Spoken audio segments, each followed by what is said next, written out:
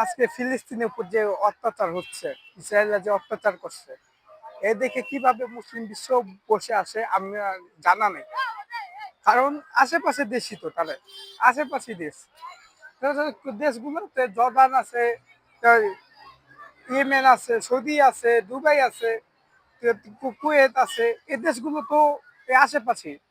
কিন্তু তারা কেন দিচ্ছে না, কেন সাহায্যের জন্য আগাচ্ছে? তারা তো সম্পূর্ণ পার করছে ঠিক, কিন্তু তারা চুপ আছে। তারা যে একজন সাহায্য করবে এটা কিন্তু করতেছে না। ফিলিস্তিনিরা যেভাবে নিপীড়িত অত্যাচারিত হচ্ছে দেখলেই তো কান্না পেয়ে যায়। তো বিষয়টা হচ্ছে যে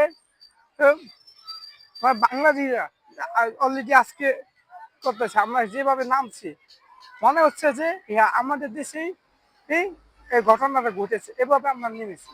কিন্তু তো তাদের অতই নাই, মুসলিম বিশ্বের ততটা নাই, গুরুত্ব নাই। কেন? আমরা ভেবে খুব পাই না।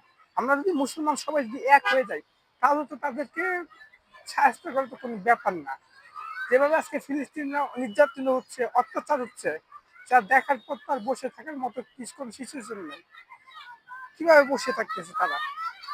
মুসলিম বিশ্ব কিভাবে বসে রয়েছে? এবং বাংলাদেশের সর্বোচ্চ সতর্ক থাকতে হবে, ইসরায়েলের পণ্য বয়কট করতে হবে, মানে বয়কট করতে হবে। কোনো নাই, কারণ বয়কট করতেই হবে, কারণ তাদের পণ্য আমাদের দরকার নেই। দরকার নেই, বিকল্প অনেক পণ্য আছে। আমাদের ব্যবসাকে ধ্বংস করতে হবে। আমরা বিশ্ব মুসলমান, আমাদের সবাইকে এক হতে হবে। আমরা যদি এক না হতে পারি কখনো কিন্তু আমরা আগাতে পারবো না। এই ফিলিস্তিনদের সাপোর্ট করা দরকার, যার যদি সামর্থ্য আছে। আমাদের তো যত সোশ্যাল মিডিয়া এখন, প্রতিটা সোশ্যাল মিডিয়ার মাধ্যমে আমরা প্রতিবাদ জানাই, বিষয়টা শেয়ার করি, সবার কাছে বেশি বেশি শেয়ার করি।